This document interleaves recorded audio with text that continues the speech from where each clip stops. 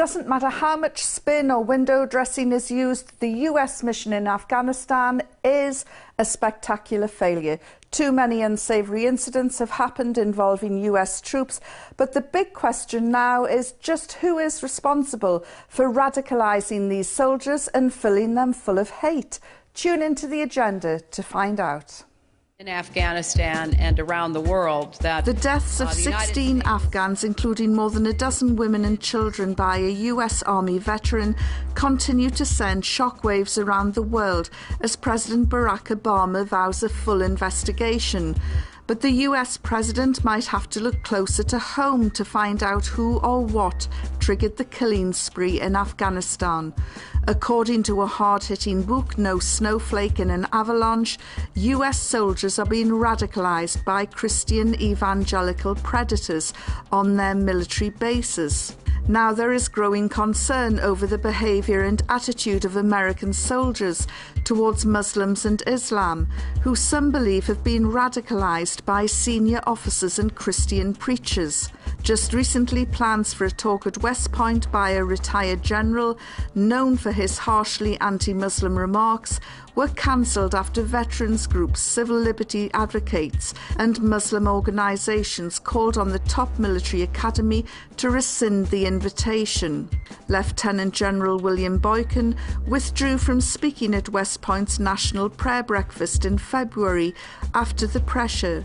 Today's agenda asks the question, America, who or what is radicalising US soldiers? Wedding party airstrikes, innocent children being massacred, body parts cut off for trophies, and the bodies of corpses defiled. Throw in some Quranic abuse, and this is how some people will remember the American occupation of Iraq and Afghanistan. But who or what propels young soldiers to transform themselves from disciplined military personnel to psychopathic killing machines? Hopefully our panel of experts will be able to shed some light on this truly horrific issue. First up is American-born broadcaster and a former serviceman himself, Charlie Wolf, who is appalled by the recent events in Afghanistan but says an entire army cannot be held to account over the actions of one rogue soldier. John Rees, a leading light in the Stop the War coalition, believes something more sinister is lurking behind the bad behaviour displayed by some members of the US military, and Dr. Jafar Hadi Hassan thinks there could be more than post-traumatic stress syndrome behind some of the killing sprees witnessed in Iraq and Afghanistan. There is a suggestion that religious fundamentalists on army bases in America are fueling hatred towards Muslims.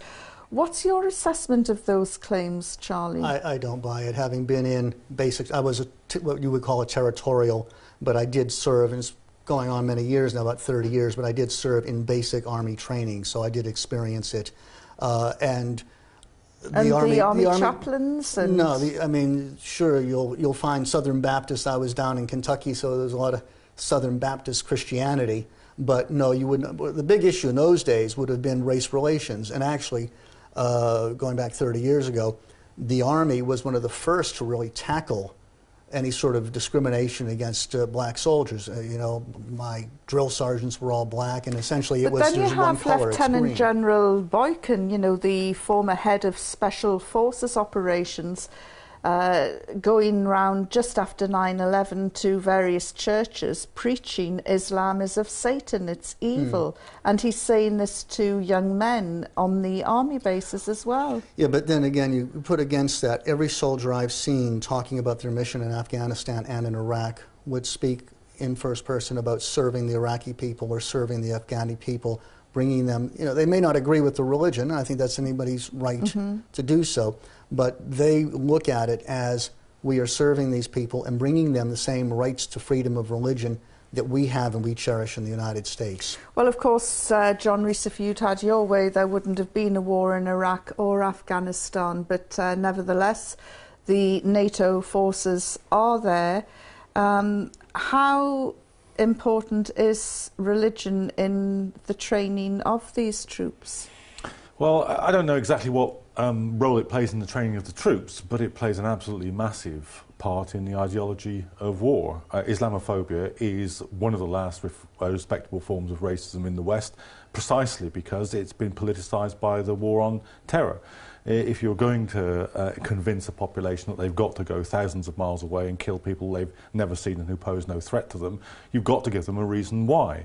There are some reasons which are secular reasons, that we're there for democracy, we're there to protect women, but there's another argument, which is that we have to do these things because this is a uniquely backward medieval religion that does things that couldn't possibly be part of the modern world, and we have to bomb and shoot these people into a more liberal frame of mind. Now, if that's the ideology of war, you can't really blame the soldiers for acting upon it. But there's nothing more backward, medieval and primitive than burning books, urinating on the bodies of dead Afghans and cutting off body parts as trophies. Indeed, and that's exactly what, of course, has happened here. The whole facade of we're better than them, we've got to teach them how to adopt democratic principles and so forth, has fallen apart because, just let me finish my point, Charlie, because as Napoleon said, there are many things you can do with a bayonet, but sit on it isn't one of them, and an occupation is sitting on a bayonet, and that's why this occupation is manifestly in meltdown. Well, I know Charlie wants to come in, but before he does, I want to bring in Dr. Jafar Hadi Hassan. How is this being viewed in the Middle East and Asia, in the Muslim world? Well, it is very clear. These fundamentalists, they have a very clear effect on the public opinion. It's not only on the soldiers or the army. And for the last few years, particularly after 9/11, we've heard so bold statements against Islam, criticizing Islam, from priests, from generals, and in writing, and so on. Let me tell you one thing. I read a statement by a famous priest. I think he was the witness when Bush gave the oath. I think, I forgot his name. He said they had sent hundreds of missionaries with the army in 2003. So what were these missionaries for? Of course, those from the fundamentalist side of the Christians. It's not ordinary missionaries. So I presume there were also some missionaries with the troop in Afghanistan. And this is why you find these kind of incidents, where are really grave incidents. They are not normal. I mean, cutting the parts of somebody, killing the person, cutting his part, taking these parts as a trophy is well, let me bring Charlie in. To be fair, though, I don't think that has anything to do with the religion. That would have probably happened in Vietnam, in Korea, in any sort of a war. You know, you have men that you've hyped up into to kill other people, and there are times when you have... Charles, if you relate it with other incidents, for example, burning of the Quran, this wasn't in Vietnam or other countries. But again, even that was admitted as an error. The Quran had been defaced by Muslim captives. They were passing jihadist messages to one another, and they were being disposed of. Now, there was a mistake made, and funny enough, it was an Air Force man that saw this and said, wait a minute, and tried to stop it. You know, so you can't take that as they were sitting there gleefully. But Quran burning, you'd have to be deaf, dumb and blind not to know that you do not burn a Quran. Well, actually, I'm told that, yes, you can. That's how you dispose of it, but it has to be burned on its own. Now, in the Jewish religion, you bury books. But again... that is different. It is not in Islam. That is in Jewish religion, either to be burnt or to be put in a geniza, in a store, or to be put in the cemetery. In Islam, sorry, just to correct you, in Islam this is not so. Okay, but to be fair... We're moving on to the next clip now, but I mean, at the end of the day, I think that the whole world knows that Muslims will not tolerate an abuse of the Quran. Muhammad Woolji... They were abusing it themselves. Even the Quran incident, supposed Quran incident. Well, if we move on from this, was Muslims, and we look at Muhammad Woolji, he went behind some of the more horrific headlines resulting from the actions of U.S. soldiers. US military chiefs have always been keen to promote the idea that their soldiers in Iraq and Afghanistan were involved in a hearts and minds campaign to win the respect of local people. But the reality for some couldn't be further from the truth. This is the same military which spawned the Abu Ghraib scandal in Iraq that shocked millions around the world, as hundreds of pictures and some videos emerged of torture and abuse carried out by those wearing American uniforms. The occupation of Iraq was punctuated by other atrocities, including the notorious Haditha incident, in which an entire family was slaughtered and a 14-year-old girl gang raped before also being murdered by US soldiers. In Afghanistan, the US has apologized on many occasions for wrongly targeting wedding parties and innocent civilians. Just recently, a group of Afghan children was slaughtered in a US airstrike as they sat around a campfire playing. The majority of these incidents appear to expose a similar trend in the crimes, which could be based on the assumption by US soldiers that the lives of Muslims are not equal to their own. The trend emerging is now giving credibility to US human rights groups who claim that Islamophobia is being whipped up by religious Christian fundamentalists on US military bases and promoted to soldiers who are about to be deployed to Muslim lands. John Rees, is this the actions of more than just a few bad men? No, it's something that's absolutely inherent in the process of militarily occupying somebody else's country. You see, when Charlie made the point earlier saying, look, you know, Muslims did this, you know, if this were a Muslim country without a foreign occupation and some Muslims did bad things, that's an internal matter for that country. That will be dealt with by other Muslims, by other Afghans. When Americans do it, they're an occupying force, so it's not the same thing. You can't go into somebody else's country and get the culture right any more than an Arab army occupying Louisiana would get the country right. You don't cook like them, you don't think like them, you're not practicing the same religion, you don't have the same language, you don't understand the history, you understand nothing except you've got a gun about and they a hearts haven't. and minds operation to win over the Afghan people. And it's a catastrophic failure. This occupation has now lost the support of its own puppet government. Karzai is saying to the Americans, this guy has got to stand trial in Afghanistan. And the Americans have just spirited him away out of the country, so that's precisely the thing that he doesn't have to do. So the Americans have they've lost their own puppet, never mind about the mass of the population. So you're saying that they don't respect the host country? Of course not. You can't militarily occupy a country where the vast majority of the population want you to go, a very large section of the population is carrying out a very successful guerrilla war against you, where there are now increasing civilian protests and demonstrations, which is something quite new in response to these recent events. It's finished. This occupation is absolutely finished, and the sooner the killing stops, the better for the Afghans and, for that matter, for the ordinary American troops. What's going to be the end game in your view, Jafar? Yeah, when he says it is inherent things, I mean, I am, as Iraqi, I've known so many incidents happened in Iraq, and one of them in Haditha, the town of Haditha, where a soldier entered the house or houses and killed 23 people, civilian people, had done nothing. And still the case is going on. And also, as you know, and everybody knows, what happened in Abu Ghraib. We know... But those soldiers were put on trial. Well, whatever. I mean, no, I think he was had sentenced... nothing to do with military... He was sentenced to 3 months, by the way, I think, that soldier.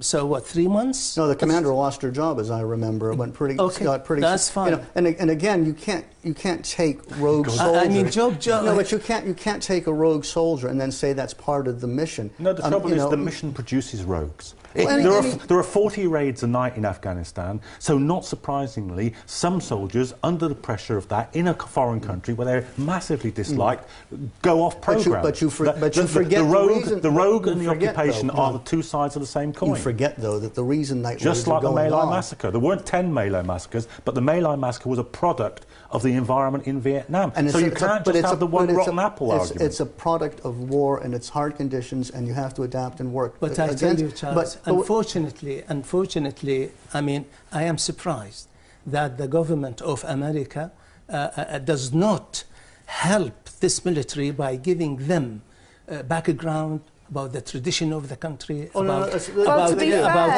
religion. I mean, in Iraq, they used to get any person, even one of them was the governor of Iraq during Bremer, right? They went to his house and threw him down, and they put their boots on his head. I mean, if I can throw this at you, Charlie, because it was the US government that told US soldiers in Abu Ghraib to mentally torture some of the detainees, according to the female soldier who I think was pictured dragging some of the detainees around the that's floor. not right. There is obviously... Well, we know it's not right, Yeah, but no, why but does it keep no, but I'm saying happening? that's not correct. There would be no reason why any of these soldiers would have been put in that position. Any interrogation was held solely by the... So who gives a soldier the authority to do this, or why would... Because it isn't just one, there's a trend developing I don't think here. there's no...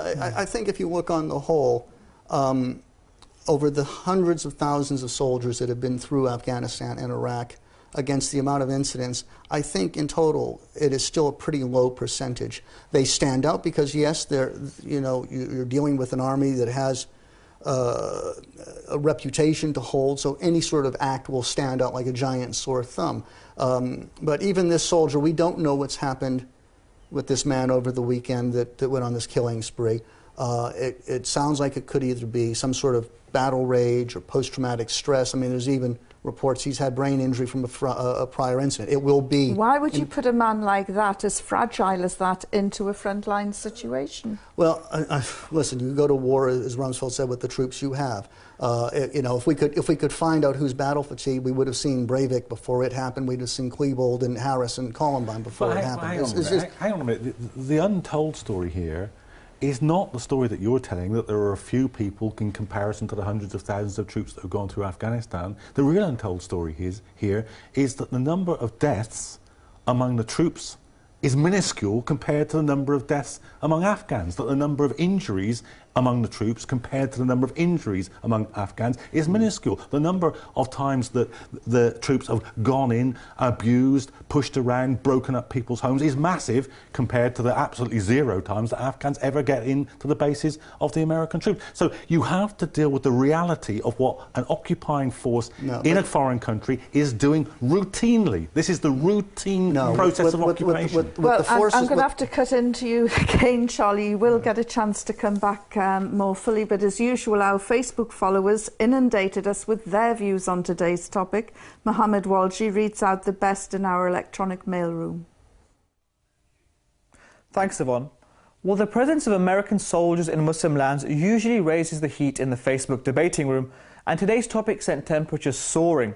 The majority of you call for the end of what many feel is a US occupation of Afghanistan, and a number of you believe the soldiers suspected of killing the Afghan women and children should be put on trial in Afghanistan. Shahanbi Rani Padamsi from Khulna in Bangladesh said, an Afghan trial presented a golden opportunity not to be missed. Kathy Huck from Sunderland said, it would be the honourable thing to do, but I won't hold my breath because, as we all know, America is anything but honourable. Meanwhile, referring to the slaughter of civilians in Haditha, London student Fatima Mahdani doubted any trial in America will be fair. The criminals of Haditha in Iraq did not get a trial in Iraq. They got a slap on the wrist for murdering a whole family. Michelle Lloyd from Bournemouth says she was more concerned at the media coverage, saying, had a madman gone on the rampage in the US, he'd have been shot dead on sight. Had a Muslim done it, it had been a terrorist.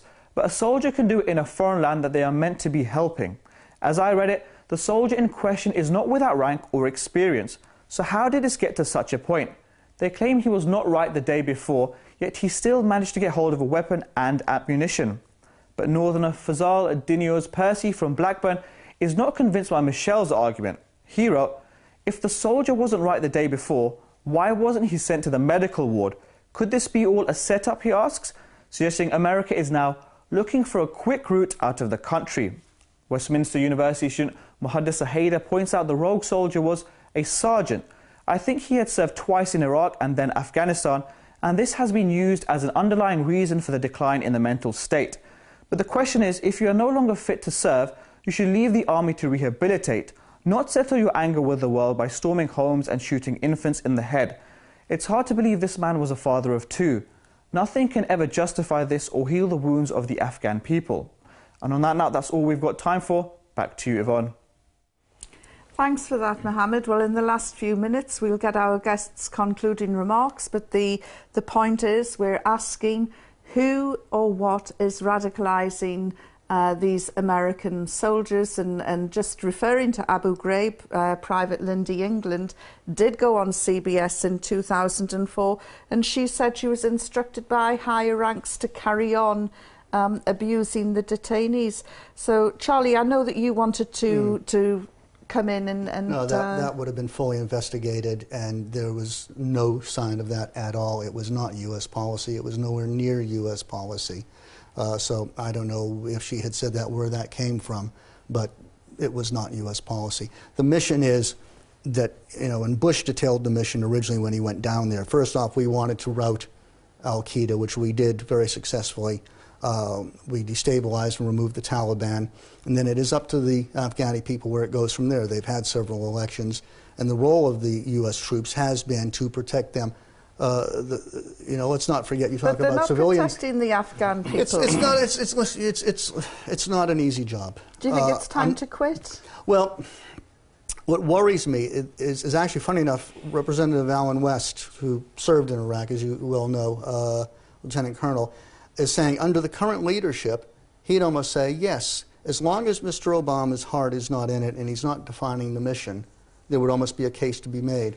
On the other hand, I think the result would be, after 10 years of blood, sweat, and treasure, seeing the Taliban move back in and al-Qaeda possibly move back in and getting back to where they were, which was not a state of freedom, where women had no rights, I think that would be a crying shame. I would hope that that Mr. Obama has a bit more leadership, and the Army, of course, adapts to the situation as they always do. Well, Dr. Jafar Hadi Hassan, your views on who or what is radicalizing these soldiers? Yeah, but first I should say there were 16 victims, and 9 of them children, right, and their mother. As they slept in their beds? As they slept in bed, and the soldier left his base at midnight and went to 3 houses and just killed them.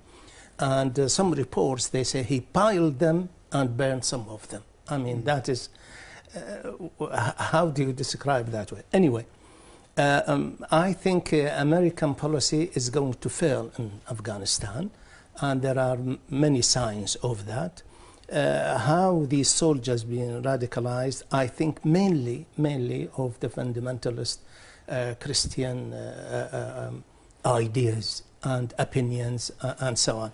As this affects the general public in America, it affects also the military, and this is the result of that. John Rees, I mean, it's obviously a cause for concern. Lieutenant General William Boykin stood down from making that speech in West Point in February. How concerned are you about this radicalisation?